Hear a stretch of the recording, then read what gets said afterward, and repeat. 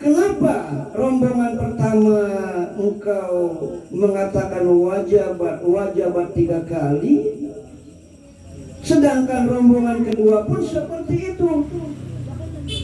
Jadi baginda Nabi yang pertama adalah wajib manjing surga, wajib masuk surga, wajib manjing surga. Jadi sahabat, bagaimana dosanya? Dosanya sudah diampuni oleh Allah Subhanahu wa Ta'ala. Nah, bagaimana dengan rombongan yang kedua, wajabat 3 kali? Wajib manjing neraka, wajib manjing neraka, wajib manjing neraka. Na'udzubillah. Hadirin yang mulia, apa hikmahnya? Jadi baginda Nabi, jangan mayat itu dipermalukan. Artinya orang yang sudah meninggal nggak boleh kejelekannya diomong-omongin. Justru kebaikannya harus diangkat. Kenapa? Innal malaikata yashhaduna fis sama. Sementara di bumi adalah yang menyaksikan orang beriman. Malaikat, kata baginda Nabi, menyaksikan di langit. Sementara orang-orang mukmin yashhaduna fil ardh. Karena persaksian itulah dengan rahmatnya Allah Subhanahu wa Ta'ala, maka beruntunglah orang yang pertama tadi. Nah, almarhum Bapak Kholani, ana sedikit cerita. Sebelumnya beliau meninggal tuh, kula terus terang aja, ana rasa kagum. Ninjauan tidak, tapi orang diomongakan gitu. Saya kira diomongakan ke orang apa deh. Ya, kalau niki belakang ini rajin sholatnya. Sholat berjamaah bagus, dohore, asare. Kadang-kadang kula durung tekani musola, beliau wis tekan. Begitu juga subuh, kadang-kadang kula arep azan, beliau dikit azannya. Itu berhari-hari sampai hati kula begini, Pak. Aja kolan ini jadi wong pengen meningkir apa kan? Memekasi aja apa itu? Ya. Kula cuma mau duduk ngomong memekasi. Aja iki harus dicabut dong Allah nyawanya. Seandainya beliau dicabut nyawanya, beruntunglah beliau. Kenapa? Karena sedang diwai semangat dengan Allah Subhanahu wa Ta'ala dengan ibadah. Sambil melakukan terhuyung-huyung, kurang adalah memang rupanya lagi rumah. Ya. Allahu Akbar, suaranya galaka tapi tetap azan, subhanallah, waktu subuh. Akhirnya kula ya kaget ngerungu Bapak Firdaus yang salah ngasih pengumuman innalillahi wa inna ilaihi raji'un, telah berpulang ke rahmatullah Bapak Kholani. Kula kan biasanya innalillahi wa inna ilaihi raji'un, selalu gitu ngomongnya, tapi ini lain, Pak. Alhamdulillah ala kulli halin. Kula ngomong gitu, ya Allah, beruntung banget Kholani. Aku juga pengen meninggal kayak gitu. Sedang semangat ibadah, tahu-tahu dicabut nyawanya. Alhamdulillah. Makanya mudah-mudahan ini jadi inspirasi meninggalnya beliau ini. Apalagi saya kaget, saya ceritakan di rumah sambil saya hadapin jenazahnya, cerita sama anaknya. Anaknya cerita lagi sama saya. Abah itu selalu ngaji setiap hari, sing digelati Quran aja, ndika Quran. Itu benar. Yang masalah istrinya Agib yang cerita itu. Saya bilang nih, ikhlaskan, sabar dan ikhlaskan. Tidak hanya akan membawa keberuntungan kepada beliau almarhum, tapi insya Allah akan membawa derajat yang baik, karena ini pahalanya besar, Pak. Orang yang musibah ridha dengan apa yang diberi Allah, maka Allah juga ridha. Tapi sebaliknya kalau dia mengeluh, tidak terima, Allah juga marah. Na'udzubillah. Oleh karena itu, hadirin yang dimuliakan Allah Subhanahu wa taala, Rasul pernah bersabda, man syahidal janazata summa yusalliha falahu qiratun wa man syahidal janazata hatta tudfan falahu qiratani wa man qiratani ya Rasulullah misla jabalil azimaini. Orang yang bertakziah menyaksikan jenazah kemudian mensolatkan, itu ganjarannya 1 qiraat. Dia sahabat baginda Rasulullah Shallallahu Alaihi. Dan andai kata dia sampai menyaksikan, mensolatkan, mengantar ke kuburannya, apa maning sampai ngetek-ngetek yang laha, dia maksudnya murugi, maka itu 2 qiraat. Oleh karena itu sering saya katakan, kalau habis mensolatkan jenazah, jangan ada ritual apalagi langsung kabening kuburan. Itu sunnah Rasul. Ada dijegal karo apa istilah itu, susur panah atau apa, itu tidak baik. Karena berlawanan dengan sabda Rasulullah Shallallahu Alaihi Wasallam. Tradisi boleh, tapi manakala bentrok dengan apa yang diomongkan, anjurkan baginda Nabi, lebih baik kita enggak usah pakai. Hadirin rahimakumullah, saya tentu saja tidak asal ngomong. Karena namun kata, Pak Ustaz mana dalilnya dong, kan gitu. Ya. Rasulullah Shallallahu Alaihi Wasallam bersabda, "Idza ahabballahu 'abdan", apabila Allah cinta kepada hambanya, ayyasta'malahu, maka dia akan dipekerjakannya, dari baginda Rasul. Sahabat bertanya, ya baginda Nabi, wa masta'malahu, apa itu dipekerjakan? Ayyahdiyahu ayya'malu bi'amalin sholihin qoblal maut. Aku berikan hidayah dia, aku berikan semangat dia melakukan amal-amal sholat sebelum dia wafat.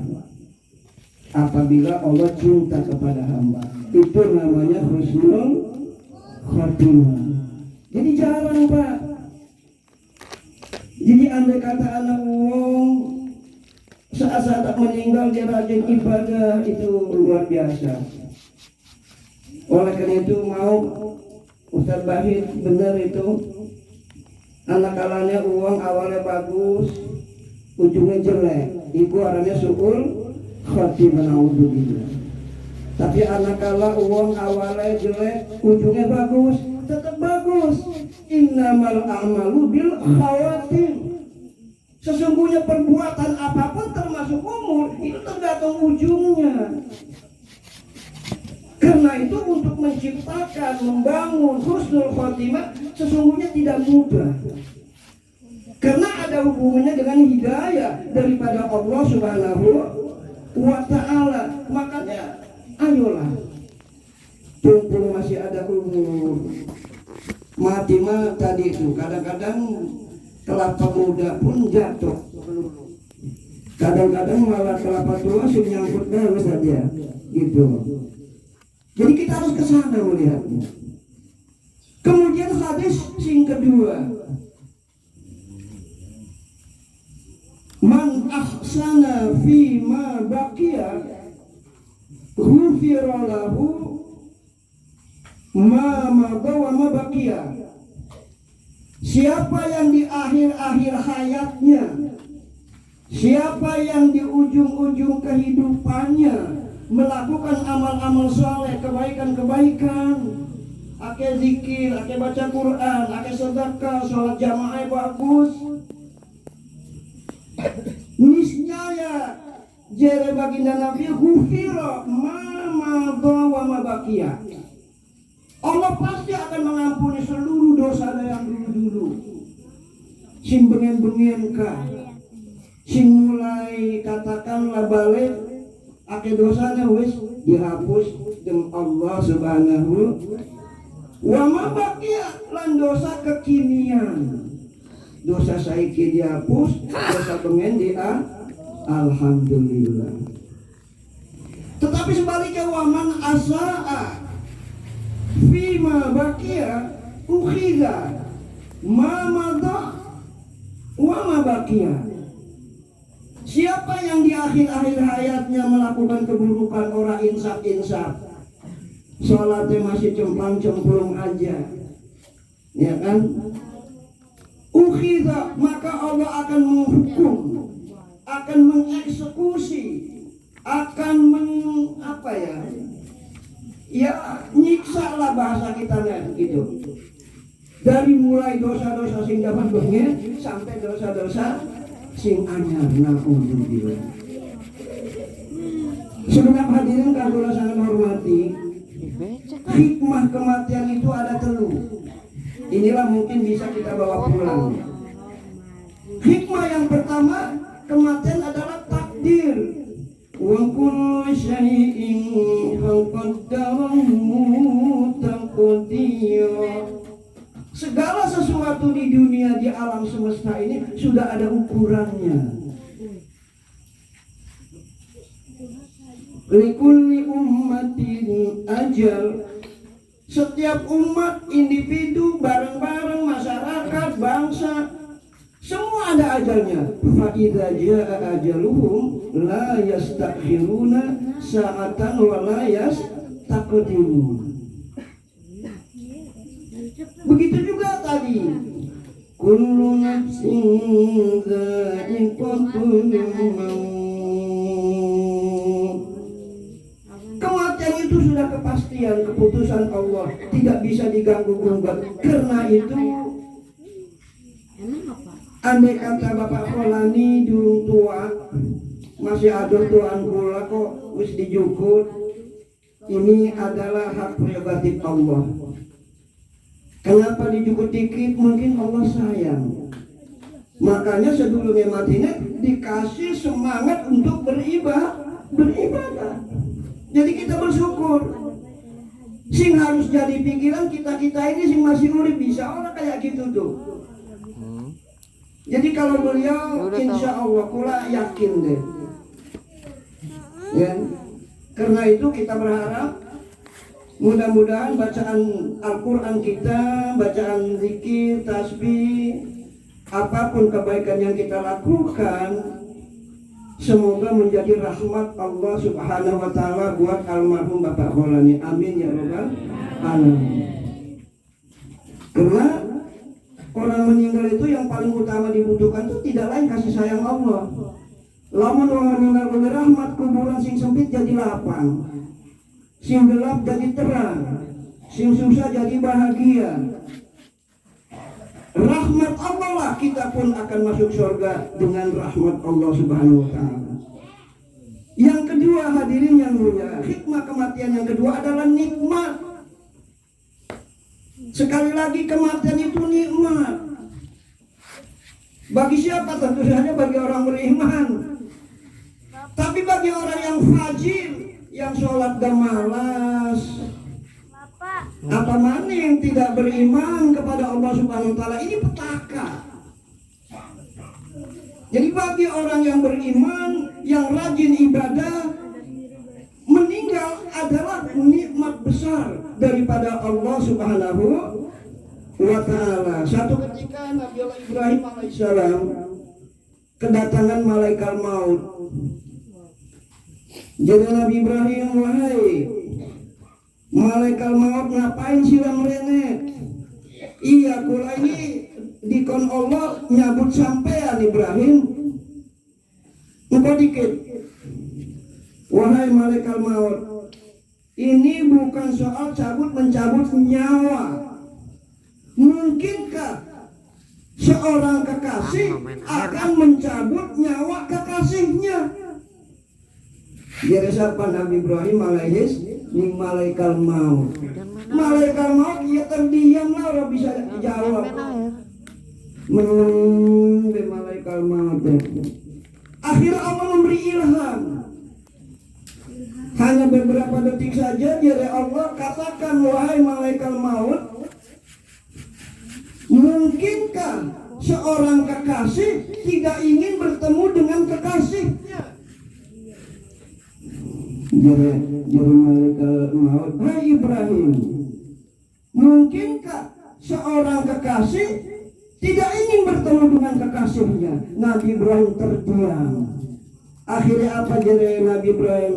Ya udah kalau gitu mah, saya mau ketemu dengan kekasihku. Siapa dia? Allah Subhanahu wa ta'ala. Karena itu hadirin yang mulia, kita orang beriman ini, kata Nabi, siapa saja yang rindu kepada Allah, Allah juga rindu kepada kita. Ya, perbanyaklah zikir setiap hari. Kedua, ketika Rasulullah meninggal, rabinya dipanggil KB termasuk Aisyah, Ummu Salamah, tapi tiba-tiba teka Fatimah. Fatimah konon melakukannya, percis melakukannya baginda Rasulullah Shallallahu Alaihi Wasallam. Nabi membisikin yang Fatimah, wahai Fatimah, coba kamu mendekat. Biasanya Jibril itu datang ke saya itu setahun sekali bulan Ramadan. Ini kok sampai 2 kali? Itu artinya isyarat jangan-jangan saya mau dipanggil oleh Allah tidak lama lagi. Akhirnya menangislah siapa tadi? Putrinya Nabi Fatimah. Tapi kemudian setelah Fatimah lunga diceluk maning, hai Fatimah sini. Setelah aku nanti, yang menyusul pertama adalah engkau. Akhirnya Fatimah gemuyu karena bakal nyusul baginda Rasulullah Shallallahu Alaihi. Benar katanya, Rasulullah itu meninggal bulan Maulid ya, jika salah tanggal 12. Fatimah 2 bulan 3 bulan kemudian, jika salah bulan Jumadil Awal atau Jumadil Akhir meninggal. Sesuai dengan omongan baginda Rasul. Dan yang terakhir, yang ketiga, hikmah dari kematian tidak lain adalah nasihat. Kafa bil mauti wa izon. Jadi baginda Nabi cukuplah kematian itu sebagai peringatan, sebagai nasihat. Nasihat ini ada loro. Pertama, nasihat sing bicara adalah Al-Quran, nasihat agama. Kedua, nasihat sing bisu, yaitu jenis kematian tadi. Hanya saja seringkali lamun nasihat dinasehati kalau Quran, seringkali kupingnya uangku bolong. Paham boleh baru kupingnya bolong, masuk kanan keluar kiri. Ya. Orang nyangkut. Begitu juga dengan kematian seringkali.